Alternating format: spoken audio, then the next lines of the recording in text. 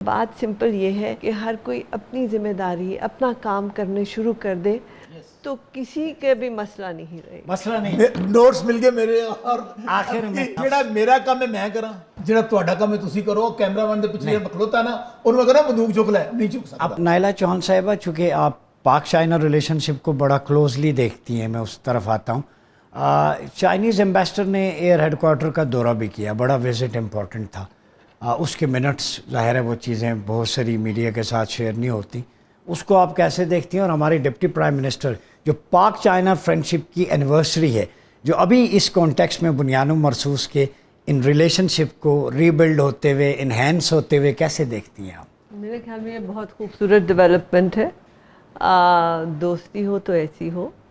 ہم دیکھیے ڈاکٹر صاحب, جب چین اپنی کشمکش میں تھا, میں 1949 کی بات کر رہی ہوں, تو ریپبلک آف چائنا سے پیپلز ریپبلک آف چائنا جب بنا, دنیا میں صرف 2 ممالک تھے جنہوں نے ایکسیپٹ کیا, پاکستان اور کیوبا.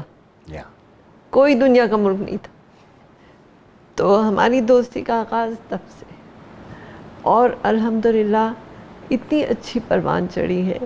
آپ کی انڈرسٹینڈنگ ہے, آپ کے بارڈر ایشوز تھے, آپ نے سالو کیے honestly as sovereign states with integrity, اور وہ آپ کا مسئلہ اتنی خوبصورتی سے حل ہوا. کبھی آپ کو پھر چین کے ساتھ بارڈر کا ایشو نہیں ہوا, اور بارڈرز کے آپ کے ایشوز ہیں, چاہے وہ مشرق کے ہوں چاہے مغرب کے ہوں, لیکن شمال میں آپ کا کوئی مسئلہ نہیں ہے, اور یہ چین کی وجہ سے. پھر اس کے بعد ہم نے دوستی جوں پروان چڑھی. آپ دیکھیے ساؤتھ چائنا سی پہ پاکستان چائنا کو سپورٹ کرتا ہے. Despite all the opposition we still support China. Similarly China ہمیں کشمیر پہ سپورٹ کرتا ہے. چائنا ہمیشہ, چاہے وہ 65 کی جنگ تھی یا 71 کی تھی یا ابھی پہلگام تھا, چائنا ہمیشہ ہمارے ساتھ کھڑا ہوا. اور اس دفعہ تو انہوں نے کھلا کہہ دیا کہ پاکستان پہ حملہ ہم سمجھیں گے کہ چین پہ حملہ ہے. کوئی اور دنیا کا ملک یہ نہیں کہہ سکتا جو چین نے کہا.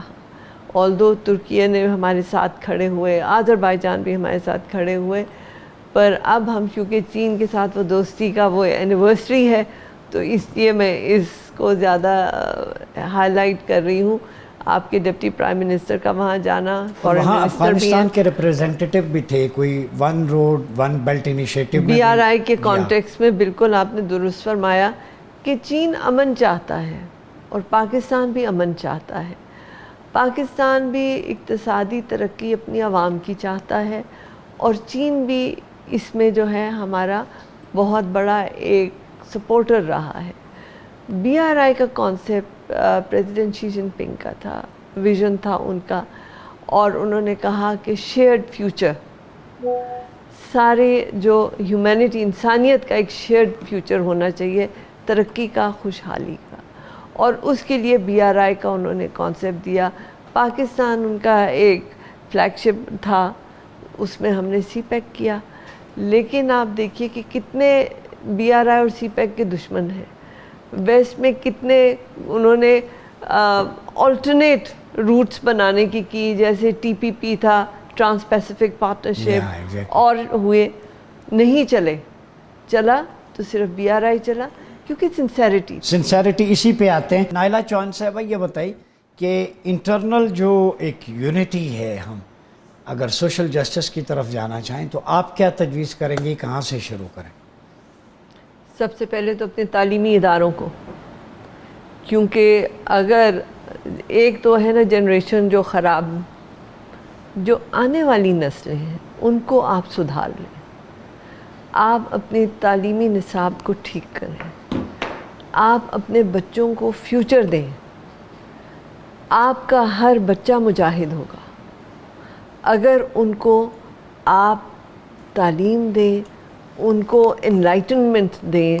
تعلیم ایسی ہو, یہ نہیں کہ ان کو بستے کر دیں ذہن کو, بلکہ یہ کہ جس طرح آپ دیکھیے جو پہلے جتنی ریسرچ دنیا میں ہوئی وہ مسلمان اسکالرز نے کی. الجبر نے الجبرا بنایا, انوویشن اور creation, creativity, tolerance, diversity, diversity, inclusiveness, inclusiveness, आपके तालीमी इदारे सुधर जाए ना, they are the building bricks of your nation.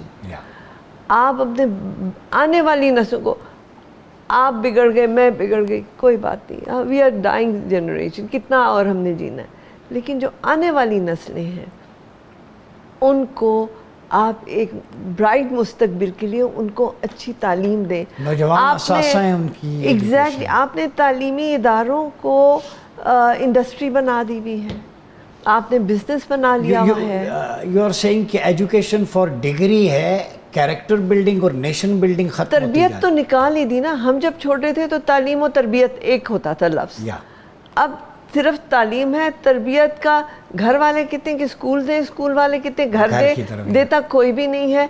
TikTok और सोशल मीडिया है जो तरबियत दे रहा है। एक कमेंट दे दें, what next for Pakistan, future को अच्छे पॉजिटिव्स एक दो बता।